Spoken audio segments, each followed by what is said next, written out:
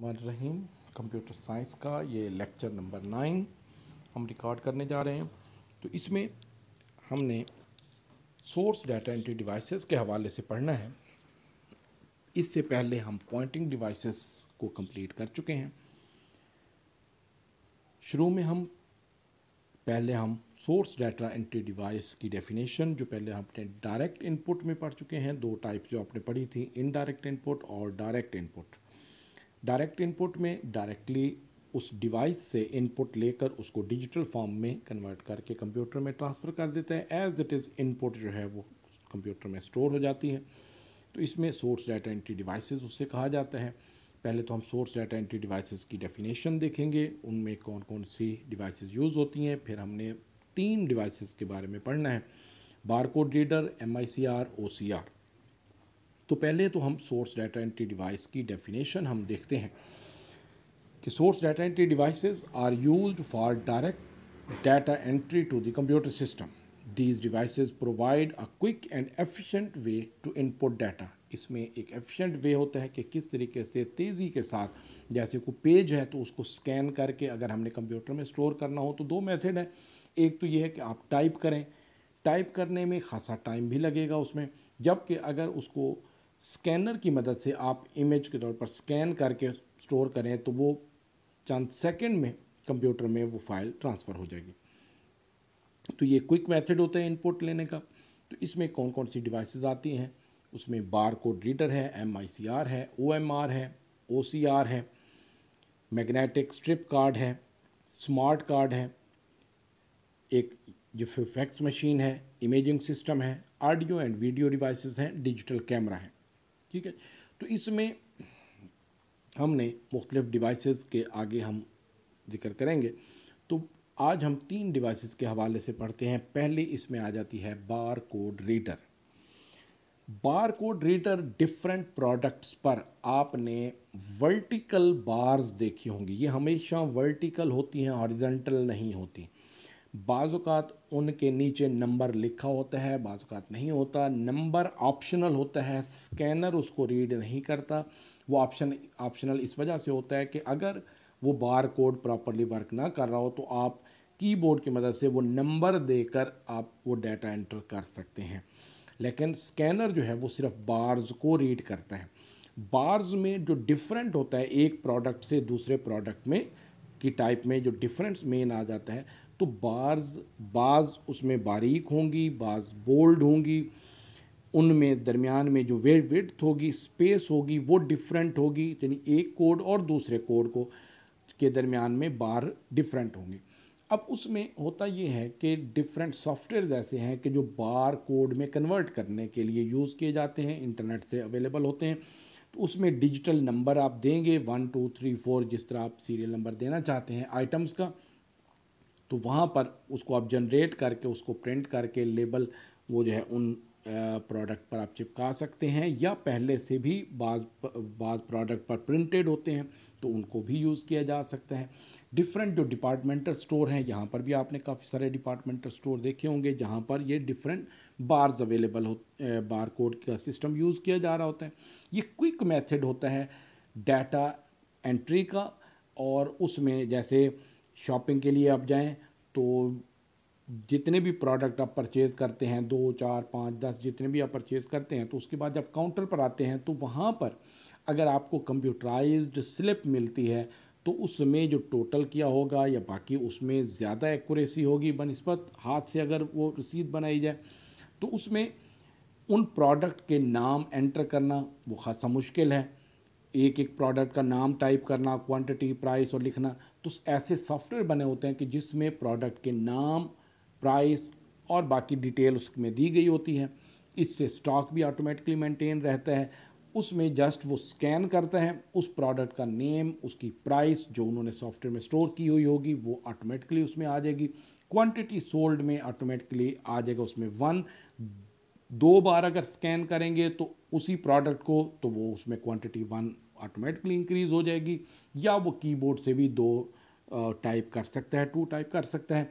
तो इसमें 2 तरह के स्कैनर अवेलेबल हैं। जिस तरह इमेज में आप देख रहे हैं, एक हैंड स्कैनर होता है जो लेफ़्ट साइड पर इमेज है, तो तो उसमें हैंड स्कैनर हाथ में उठाकर उसको आप यूज़ कर सकते हैं कि अगर कोई बड़ा कार्टन है तो उसके लिए यूज़ किया जा सकता है, या फिर ये टेबल स्कैनर जो टेबल पर रखा हो सकता है, उसमें उसके सामने जो प्रोडक्ट है जैसे ही वो बार कोड उसके सामने किया जाएगा तो उसको वो डिटेक्ट करेगा। और इस डिवाइस का, इस स्कैनर का पर्पज़ सिर्फ क्या होता है कि उस इमेज को कैप्चर करेगा, उसको डिजिटल कोड में कन्वर्ट करके आगे कंप्यूटर को ट्रांसफ़र कर देगा, उस सॉफ्टवेयर में भेज देगा, आगे उस सॉफ्टवेयर ने उसको सर्च करके उसका प्रोडक्ट नेम और बाकी सारी डिटेल उसमें देनी होती है। तो इसमें barcode reader uses a laser beam to read barcodes and translate them into digital signals।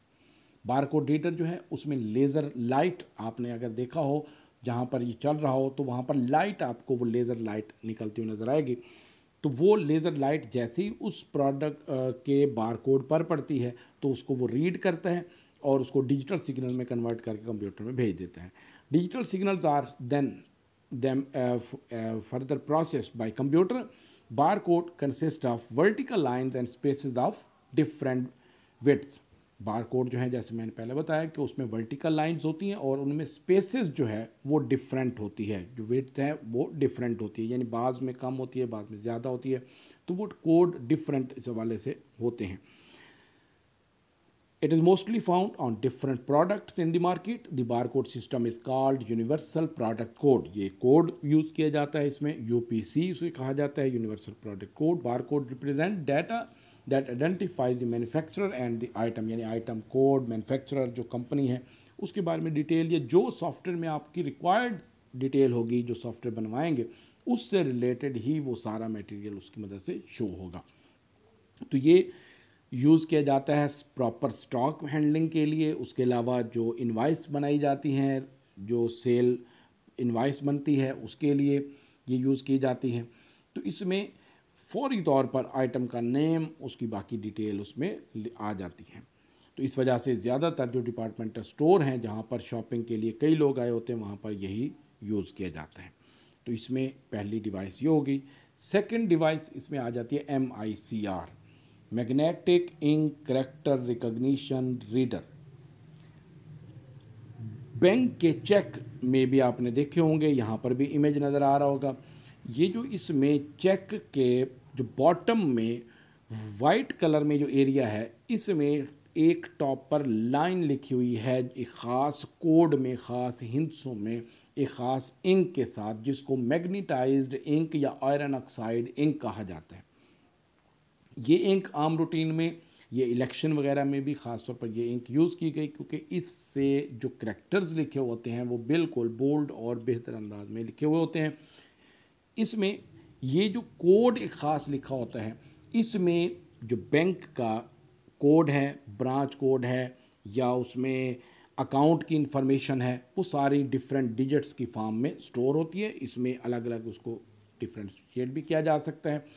इस कार्ड का बेनिफिट ये, इस नंबर का बेनिफिट ये है जो चेक पर लिखा होता है कि अगर बाज़ औक़ात तो ये होता है कि चेक का नंबर और बाकी किसी बैंक में अगर वो ये डिवाइस MICR रीडर नहीं है तो जो कैशियर होगा वो कीबोर्ड से नंबर टाइप करेगा, अकाउंट नंबर और बाकी डिटेल। जहाँ पर ये डिवाइस होगी अवेलेबल तो उसको चेक का नंबर या अकाउंट नंबर ऐड करने की ज़रूरत नहीं है। वो जैसे ही चेक उस डिवाइस में इंसर्ट होगा, जैसे यहाँ पर ये डिवाइस नज़र आ रही है, तो उसमें जैसे ही चेक इंसर्ट होगा उस पर्सन का जो अकाउंट है वो ऑटोमेटिकली ओपन हो जाएगा। ठीक, तो उसमें सारी डिटेल ये वेरिफिकेशन करना कि ये चेक ये प्रॉपर है, सही है, नहीं है, या उसमें जो उसका अकाउंट है उसको प्रॉपरली ओपन करना, वो सारी डिटेल इस चेक के हवाले से जो है वो कंप्यूटर को ये डिवाइस ट्रांसमिट करती है और वहाँ पर उस कैशियर के सामने वो अकाउंट ओपन हो जाता है। वहाँ पर वो अमाउंट ऐड करके फर्दर उसको प्रोसेस किया जा सकता है। तो इसमें MICR stand for magnetic ink character recognition, magnetic ink recognition reader, character recognition reader है, magnetic ink character recognition reader, ये इसमें इसका प्रॉपर इसमें है। It is use to read text. इसमें जो पहली फर्स्ट लाइन में एब्रिविएशन जो टाइप किया हुआ था उसमें ये करेक्टर का वर्ड जो है ये मिसिंग है, तो उसमें वो ऐड होगा। It is use to read text printed with magnetised ink it is used with by bank for cheque processing. किताब में चेक के स्पेलिंग जो लिखे हुए हैं वो उसमें CHECK लिखे हुए हैं, लेकिन जो इसमें जो बैंक के चेक होते हैं उसकी स्पेलिंग CHEQUE, यही स्पेलिंग उस पर यूज़ होंगे। Each cheque contains MICR character at the lower left edge. ये जो चेक के लोअर लेफ्ट एज पर या बॉटम में जो एरिया है, अक्सर औकात चेक के ऊपर बारीक सा लिखा हुआ भी होता है don't write below the line, कि उस लाइन से नीचे आप कतई ना लिखें, क्योंकि वहाँ पर जो चेक के जो नंबर्स हैं एक ख़ास कोड प्रिंटेड होता है, तो ताकि कोई भी और उसमें अगर लाइन लग जाएगी तो फिर स्कैनर उसको प्रॉपरली रीड नहीं कर पाएगा। तो इसमें these character represent cheque number, bank number and account number, ये जो है उसमें मेंशन किए जाते हैं। इसको जैसे मैंने पहले बताया कि उसमें बैंक के अंदर यूज़ किया जाता है इस डिवाइस को, ताकि उसको स्कैन करके फर्दर उसको प्रोसेस करें। थर्ड हमारे पास इसमें आ जाता है OCR। OCR stand for optical character recognition. It reads printed character in particular font and convert them into digital code. Most OCR devices uses small optical scanner to read character. OCR character appears on utility bills and price tags in the departmental store. OCR optical character recognition. OCR devices use होती हैं कि जैसे आपके पास अगर कोई page हो, जैसे कोई भी किताब है, उस में कोई पेज है जिसमें टेक्स्ट भी लिखी हुई है, इमेज भी बने हुए हैं। अगर आपने एज इट इज़ इसको कंप्यूटर में बनाना है तो उसके लिए, और उसमें बाद में आपने टाइप करके उसमें जो पैराग्राफ या लाइन या जो टेक्स्ट लिखी हुई है उसमें एडिटिंग भी करनी है, तो या तो आपको सारा दोबारा से टाइप करना पड़ेगा, वो इमेजेस दोबारा से ऐड करनी पड़ेंगी। उसका एक आसान हल ये क्या होता है कि आप OCR स्कैनर की मदद से, एक स्कैनर जिस तरह यहाँ पर ये टेबल स्कैनर एक शो हो रहा है, और उसके अलावा एक पेन शेप डिवाइस में भी OCR रीडर है कि जिस लाइन पर आप मूव करते जाएंगे वो उसको ट्रांसलेट करता जाएगा, उसको रीड करता जाएगा या उसको स्टोर करता जाएगा कंप्यूटर में। तो उसमें ये जो है किस लिए यूज़ होता है कि आप उस पेज को जैसे स्कैन करते हैं तो उसको इमेज को वो कैरेक्टर्स की फॉर्मेट में कन्वर्ट कर देगा। अगर वो फॉन्ट स्टाइल, फॉन्ट स्टाइल जैसे अगर एरियल में लिखा हुआ है, टाइम न्यू रोमन में है, मोनोटाइप कर्सिवा में है, या मुख्तलिफ जो पहले से कंप्यूटर में वो फॉन्ट मौजूद होगा और वो साइज़ मौजूद होगा, तो फिर वो क्या करेगा, उसको एडिटेबल फॉर्म में यानी कंप्यूटर की फॉर्म में टेक्स्ट को स्टोर करेगा, और वो डॉक्यूमेंट माइक्रोसॉफ्ट वर्ड या किसी और में ओपन होगा, ताकि आप उसमें फर्दर जो भी एडिटिंग करना चाहें कि किसी पैराग्राफ में से एक लाइन को रिमूव करना है या कोई नाम को करेक्ट करना है या कोई भी, तो वो जो इमेजेस होंगी वो एज ए इमेज उसमें डिस्प्ले होंगी, उसमें उसको कन्वर्ट नहीं करेगा, वो इमेज के तौर पर डिस्प्ले हो रही होंगी, लेकिन जो टेक्स्ट होगी वो उसमें एडिटेबल फॉर्म में, टेक्स्ट की फॉर्म में कन्वर्ट कर देगा, ताकि आप उसमें कोई भी एडिटिंग कर सकें। क्योंकि सिंपल जो स्कैनर है वो क्या करता है, उसको इमेज के तौर पर, इमेज में एडिटिंग नहीं हो सकती, यानी इमेज के अंदर जो करैक्टर्स लिखे हुए हैं आप उन्हें इरेज तो कर सकते हैं, लेकिन उसकी जगह पर दोबारा से टाइप नहीं कर सकते। ऐसा नहीं कर सकते कि एक पैराग्राफ में से आपने एक लाइन ख़त्म करनी है तो वो वहाँ से आप इमेज के तौर पर इरेज तो कर देंगे, लेकिन वो स्पेस वहाँ पर मौजूद रहेगी। जबकि अगर OCR स्कैनर से आप स्कैन करेंगे तो फिर वो प्रॉपरली पैराग्राफ जिस तरह वर्ड में टाइप करते हैं उसी तरह लिखा आ जाएगा, उसमें से आप लाइन ऐड भी कर सकते हैं, रिमूव भी कर सकते हैं, कोई भी एक्शन परफॉर्म कर सकते हैं। दूसरा इसमें ये यूटिलिटी बिल्स और प्राइस टैग्स का है। यूटिलिटी बिल्स जैसे बिजली, गैस या टेलीफोन या मुख्तलिफ ये बिल्स होते हैं, यूटिलिटी बिल्स जिनको कहा जाता है। तो इसकी जो प्राइस है, इसकी जो अमाउंट है, जो एक ख़ास फॉन्ट में लिखी हुई होती है, तो जैसे ही इस डिवाइस में ऐड करेंगे या डिवाइस ये पेन शेप डिवाइस उस पर ले जाएंगे तो ऑटोमेटिकली वो अमाउंट वो रीड करेगा और फर्दर उसको जो भी प्रोसेस करना होगा वो प्रोसेस किया जा सकता है। तो इसमें नंबर्स को जो एक ख़ास फॉन्ट में या करैक्टर्स को जो एक ख़ास फॉन्ट में, ख़ास फॉन्ट साइज़ में, फॉन्ट स्टाइल में जो प्रिंट होते हैं उनको रीड करने के लिए ये डिवाइस बनाई गई है, ताकि वो एडिटेबल फॉर्म में कन्वर्ट होकर कंप्यूटर में ट्रांसफ़र हो सके और फर्दर उसको प्रोसेस किया जा सके। तो यहाँ तक हमने ये 3 डिवाइसेस जिसमें बारकोड रीडर, MICR और OCR, इसके हवाले से हमने आज ये पढ़ा है।